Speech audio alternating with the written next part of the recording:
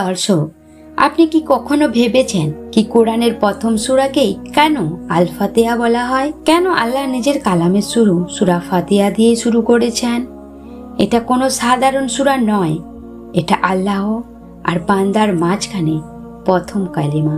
এটা সেই দরজা যা মনকে ইমানের আলোতে আলোকিত করে। শামসে তাবরেজ বলতেন, আল ফাতিহা শুধু একটি দোয়া নয়, এটা সেই কুঞ্জি যা মনের বন্ধ দরজাকে খুলে দেয়। যখন বান্দা আলহামদুলিল্লাহ রাব্বিল আলামিন পড়ে, তো এটা বলে, হে রব, আমি সকল নিয়ামত তোমার মানি, সমস্ত শুকরিয়া তোমার আদায় করি। এটা সেই সময় যেখানে বান্দা নিজের মাথাকে ঝুঁকিয়ে দেয় আর আল্লাহ তার মনে শান্তির বৃষ্টি ঝরিয়ে দেন। প্রিয় দর্শক, শামসে তাবরেজ বলেছেন, সূরাতুল ফাতিহা জমিনের ওপর নয়, মনের মধ্যে নাজিল হয়েছে। কেননা যখন এই শব্দ জুবানে পড়া হয়, তো মনে এক নূর ঘুরতে থাকে, সেই নূর যা বান্দাকে নিজের খালেকের সাথে জুড়ে দেয়।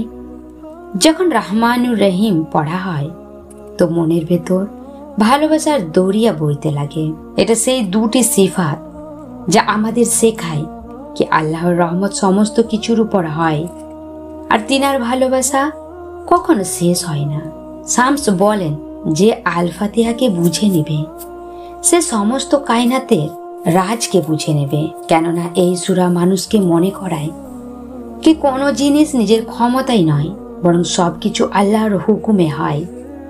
প্রিয় ভাই ও বোন, যখন এই সূরা নাজিল হয়েছিল, তো ফেরেশতারা প্রথমবার জমিনের দিকে ঝুঁকে সেজদা করেছিল। কেননা এটা সেই সময় ছিল যখন আল্লাহ তিনার বান্দাদেরকে তিনার বারগায় কথা বলার পারমিশন দিয়েছিলেন। আল ফাতিহা আসলে বান্দা আর রবের মধ্যে মুকালামা হয়।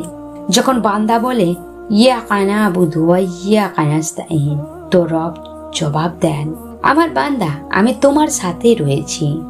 তুমি আমার কাছে সাহায্য চাও, আমি তোমার কাছে রয়েছি। শামসে তাবরেজ বলেছেন, এটা সেই মঞ্জিল যেখানে বান্দা ফানা হয় আর রব বাকি থাকেন। এই সূরা আমাদের শেখায় কি ভক্তি শুধু শব্দ দিয়ে নয়, মনের সেজদায় হয়। সূরাতুল ফাতিহার নজুল শুধু একটি ওয়াকিয়া নয়, এক ইনকলাব ছিল। এটা সেই সময় ছিল যখন মানুষরা প্রথমবার জেনেছিল কি রবের কাছে পৌঁছানোর জন্য কোনো কারণের প্রয়োজন নেই, বাস একটি সত্য মন চায়, বাস একটি সত্য মন চায়, একটি ঝুঁকে থাকা মাথা। শামস বলেন, যখন তুমি আল ফাতিহা পড়বে, তো শুধু শব্দই পড়ো না, বরং নিজের রবের সাথে কথা বলো, যেমন কোনো প্রেমিক তার ভালোবাসার সাথে বলে। এটাই রাজ রুহানিয়াতের। আল ফাতিহা তোমাকে বলে কি আল্লাহ তোমার নিকট রয়েছেন। তোমার সমস্ত নিঃশ্বাস, সমস্ত অশ্রু, সমস্ত দোয়ায় এই সূরা তোমার মনের ধড়কানের মতো রয়েছে। যদি তুমি ধ্যান দাও, তো তোমার নিঃশ্বাস বলে আলহামদুলিল্লাহ। আল ফাতিহা সেই আয়না যেটাই বান্দা নিজের রবকে দেখে। যখন তুমি সিরাতুল মুস্তাকিম মাঙ্গো, তো আসলে তুমি আলো মাঙ্গো, এক এমন রাস্তা যা দুনিয়ার চিৎকার থেকে বের করে তোমাকে রবের নিঃশব্দতায় নিয়ে যায়। আর যখন তুমি সেই রাস্তায় চলো, তো সমস্ত কদম ইবাদত হয়ে যায়, সমস্ত নিঃশ্বাস শুকরিয়া হয়ে যায়। এটাই হলো আল ফাতিহার কামাল। এটা শুধু সূরাই নয়, জীবনের শিক্ষা। প্রিয় ভাই ও বোন, আল ফাতিহা সেই সূরা যে বান্দাকে মাঙ্গার তরিকা শেখায়। এই সূরা আমাদের এটা বলে না কি দুনিয়া মাঙ্গো, মাল মাঙ্গো, এসো আরাম মাঙ্গো, বরং এটা শিখায় কি হেদায়েত মাঙ্গো। কেন না হেদায়েত সেই সম্পদ যা সবকিছু বদলে দেয়। শামসে তাবরেজ বলেন, যে বান্দা দুনিয়া মাঙ্গে সে কিছুদিনের শান্তি পায়, কিন্তু যে সিরাতুল মুস্তাকিম মাঙ্গে সে আল্লাহর কাছে সব দিনের শান্তি পায়। ভাবুন, আল্লাহ তাআলা আমাদের তিনার বারগায় চাওয়ার অধিকার দিয়েছেন আর সবচেয়ে প্রথম শিক্ষা দিয়েছেন শুধু আমার কাছে মাঙ্গো। এটা হলো আল ফাতিহার প্রথম রাজ। প্রিয় দর্শক, যখন বান্দা মন থেকে বলে ইয়াকা নাবুদু ওয়া ইয়াকা নাস্তাইন, তো আসমানের উপর ফেরেশতা চুপ হয়ে যায়, কেননা সেই সময় বান্দা নিজের খালেকের সাথে যুক্ত হয়। এটা সেই আয়াত যা বান্দার রূহকে রবের সামনে সিজদায় ফেলে দেয়। এই সিজদা আমাদের উপাসনার মহত্বের ব্যাপারে বোঝায় কি ইবাদত শুধু শরীর থেকে নয়, মন থেকে হয়। যে মনের নিয়ত পবিত্র হবে সেই ইবাদতেই গ্রহণযোগ্য। আর যে বান্দা ইখলাসের সাথে সাহায্য চায়, তো সাহায্য আসমান থেকে নেমে আসে, কখনো কোনো মানুষের রূপে, কখনো কোনো আসানির সময়ে। এটাই হলো নাস্তাইনের কামাল। আর ভাই ও বোনেরা, শামস তাবরেজ বলেন, যখন বান্দা সূরা ফাতিহা পড়ে কান্না করে, তো তার অশ্রু জমিনের উপর পড়ে না, সেটা আরশের উপর জমা করা হয়। এই সূরা পড়ে কান্নাকারীদের জন্য রহমত আর দোয়া চাওয়া বান্দাদের জন্য খাজানা। যে মন ভেঙে গেছে, যে জীবন দুঃখী হয়ে গেছে, তাদের জন্য খাজানা রয়েছে। যে মন ভেঙে গেছে, যে জীবন দুঃখী হয়ে গেছে, যদি সে আল ফাতিহাকে মন থেকে পড়ে, তো আল্লাহ তার ভেঙে যাওয়া রূহকে জুড়ে দেন। এই সূরা শুধু কোরআনের শব্দ নয়, বরং মানুষের ঈমানের শক্তি হয়। যদি সে আল ফাতিহাকে মন থেকে পড়ে, তো আল্লাহ তার ভেঙে যাওয়া রূহকে জুড়ে দেন। এই সূরা শুধু কোরআনের শব্দ নয়, বরং মানুষের ঈমানের শক্তি হয়। যতবার তুমি আল ফাতিহা পড়ো, আল্লাহ তোমাকে নতুনভাবে সৃষ্টি করেন, আত্মায় সতেজতা দান করেন, মনে রোশনি দান করেন। প্রিয় দর্শক, কখনো তুমি অনুভব করেছ যখন কোরআনের তেলাওয়াত শুরু হয়, তো ইমাম সবার আগে বিসমিল্লাহির রহমানির রহিম পড়ে? এটা এজন্য কি আল্লাহ চান তোমার প্রথম কদম তিনার নামের সাথে উঠে। শামস বলেন, বিসমিল্লাহ সেই দরজা যেটা ছাড়া আল ফাতিহার রাজ আধুরা রয়ে যায়। এই শব্দ আসলে একটি হেফাজত হয়, দুনিয়ার অবস্থা, হাসি আর গুনাহ থেকে বাঁচার উপায়। যখন বান্দা বিসমিল্লাহ বলে, তো শয়তান পিছনে সরে যায়। আর তারপর যখন সে আলহামদুলিল্লাহ বলে, তো ফেরেশতা তার দোয়াকে নূর দিয়ে বেঁধে দেয়। এটাই কারণ কি সূরা ফাতিহা পড়া বান্দা কখনোই খালি থাকে না। প্রিয় দর্শক, শামসে তাবরেজ বলেন, আল ফাতিহা সেই শিকল যা বান্দাকে দুনিয়ার কষ্ট থেকে টেনে এনে আল্লাহর ভালোবাসার সাথে বেঁধে দেয়।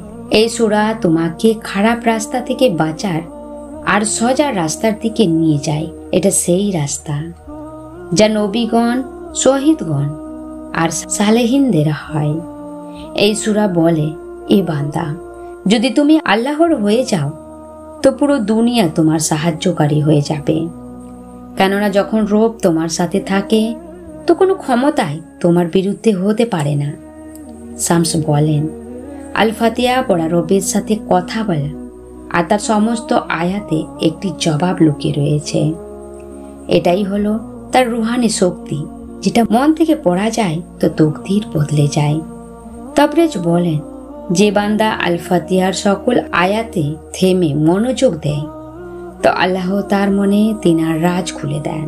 এই সূরা 7টি আয়াতে, কিন্তু সমস্ত আয়াতের পিছনে 7 জাহানের মানে লুকিয়ে রয়েছে। এটা শুধু সাধারণ শব্দ নয়, বরং আল্লাহর তরফ থেকে সেই শব্দ যা বান্দার মনকে জান্ত রাখে। যখন তুমি আলহামদুলিল্লাহ রাব্বুল আলামিন পড়ো, তো তুমি আসলে এলান করো যে আমার রবের থেকে বড় কেউ নেই, না ক্ষমতায়, না রহমতে, না ভালোবাসায়। এটা সেই বাক্য যা বান্দাকে অহংকার থেকে খালি করে শুকরিয়ায় ভরে দেয়। আর শুকরিয়ায় সেই দরজা যেখানে রহমত নেমে আসে। প্রিয় দর্শক, শামস তাবরেজ বলেছেন, যখন তুমি আল ফাতিহা পড়ো, তো আল্লাহ তোমাকে দুবার জবাব দেন, একবার জমিনে আর একবার আরশে। জমিনে তোমাকে শান্তি মিলে, আর আরশে তোমার নাম সেই বান্দাদের সাথে লেখা হয় যারা আল্লাহর সাথে সত্যিকার সংযোগ রাখে। এটাই কারণ কি আল ফাতিহা শুধু নামাজের অংশই নয়, এটা সমস্ত দোয়ার রূপ।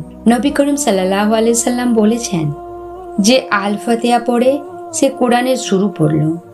অর্থাৎ যদি তুমি সেটাকে মন থেকে বুঝে নিতে পারো, তো তুমি তুমি কোরআনকে বোঝার দরজা পেয়ে গেলে।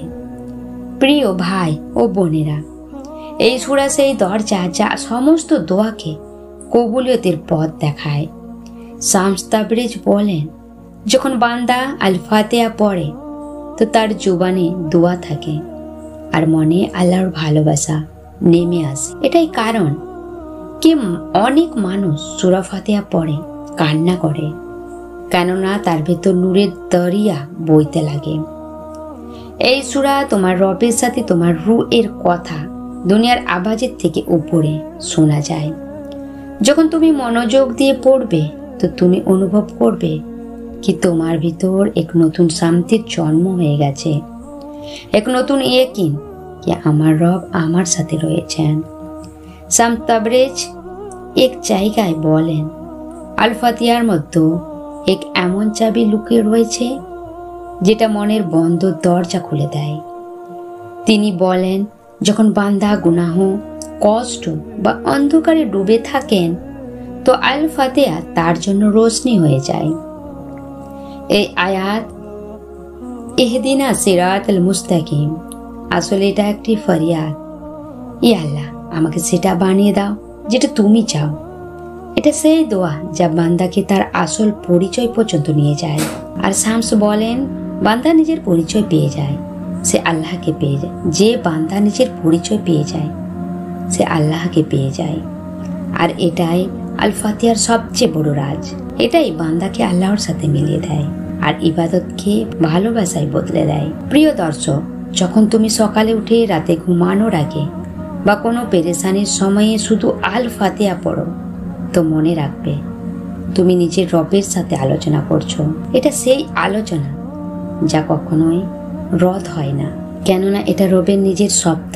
শামস তাবরিজ বলেন, আল ফাতিহা পড়া আল্লাহর সামনে মনকে খুলে দেওয়া হয়, আর যে মন খুলে যায় সেটার উপর আল্লাহর করম বর্ষিত হতে থাকে।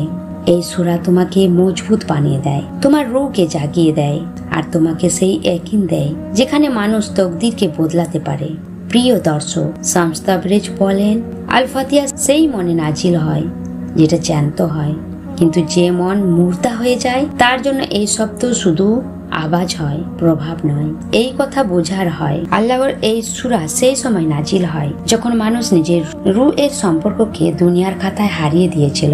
আল ফাতিহা আসলে মানুষ আর খালেকের মধ্যবর্তী দ্বিতীয়বার পরিচয়ের এলান হয়। এটা সেই সময় যখন বান্দা বলে, এ আমার রব, আমি হারিয়ে গেছিলাম। আর আল্লাহ বলেন, আমি সব দিন এখানেই ছিলাম, শুধু তোমাকে দেখার জন্য নজর ছিল না। প্রিয় দর্শক, শামস তাবরিজ বলেন, তুমি আল ফাতিহা পড়ো। যখন তুমি আল ফাতিহা পড়ো তো ফেরেশতা চুপ হয়ে যায়, কেননা তারা জানে কি এখন বান্দা নিজের রবের সাথে কথা বলছে।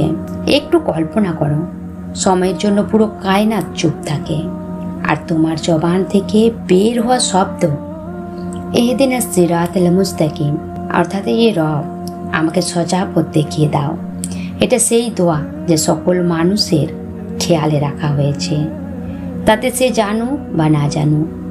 শামস বলেন, যে বান্দা এই আয়াত বুঝে নিবে সে কখনোই গুমরাহ হবে না, কেননা এই আয়াতে বান্দা নিজেকে আল্লাহর কাছে সমর্পণ করে দেয়। প্রিয় ভাই ও বোনেরা, যদি আজকের এই কথা আপনার মন ছুঁয়ে গেছে তো কথাগুলো শুধু নিজের মধ্যেই সীমিত রাখবেন না, আপনার প্রিয়জনদের সাথে ভিডিওটিকে শেয়ার করে তাদের মনকেও এই কথাগুলো বোঝার সুযোগ করে দিন। তাই ভিডিওটিকে শেয়ার করুন এবং ভিডিওটি ভালো লাগলে লাইক কমেন্ট করুন। আর চ্যানেলে যারা নতুন, চ্যানেলটিকে সাবস্ক্রাইব করে পাশে থাকবেন। খোদা হাফেজ।